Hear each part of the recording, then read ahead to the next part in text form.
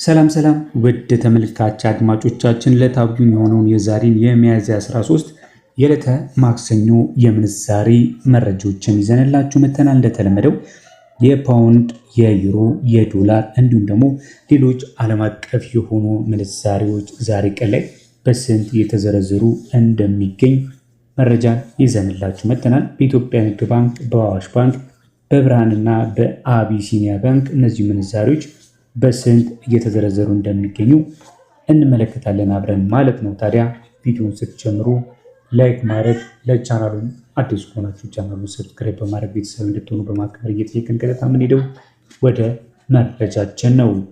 ከኢትዮጵያ ንግድ ባንክ ለምንዛሬ ያስቀምጣቸው መልዕክቶች ስንሄድ የምንጀምረው ከዶላር ነው። አንዱን የአሜሪካ ዶላር በ156 ከ17 ነው በምሽት ላይ የሚገኘው። ፓውንድ ስተርሊንግን ስንመለከት ደግሞ በ273 23 እየሸጠ ይገኛል።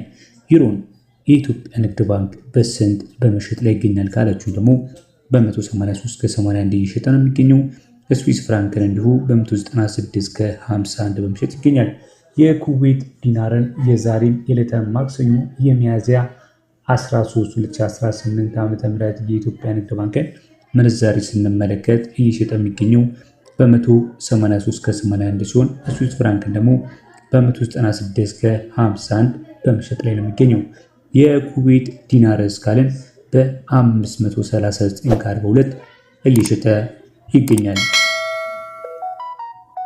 ቀጥለን የምንመለከተው የቻይና ይሆናል። የቻይና ዩዋንን በስንት እየሸጠ እንደሚገኝ ስንመለከት አንዱን የቻይና ዩዋን በኢትዮጵያ ንግድ ባንክ መረጃ መሰረት እየተሸጠ የሚገኘው በ22 ከ48 ነው።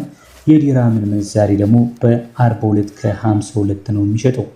የሳውዲ ሪያልን እስካልን በ41 ከ64 በምሽት ላይ ይገኛል። ዛሬ ሚያዝያ 13 ተጨማሪም ስሙልኝ ያለው መልእክት አለ። የኢትዮጵያ ንግድ ባንክ መረጃ ውድ ደንበኞቻችን ከውጭ ሀገራት በኢትዮ ዳይሬክት፣ በካሽጎ፣ በፋስት ፔ፣ በወገን ዜንድ እና በቦቲም እንዲሁም በላኪ ረሚት የገንዘብ መላኪያ መተግበሪያዎች እንዲሁም ደግሞ ከባንኩ ጋር በሚሰሩ ዓለም አቀፍ የሆኑ የሐዋላ አስተላላፊዎች በኩል ገንዘብ ሲላክሉ በዕለታዊ የውጭ ምንዛሬ ተመን ላይ በእያንዳንዱ ማለት ነው የ9 ብር ጉርሻ እንዳለው መረጃው ያመላክታል ማለት ነው። ይህ ማለት አንዱን የአሜሪካ ዶላር ከጉርሻ ጋር በ165 ከ17 ይሸጥላችኋል ማለት ነው።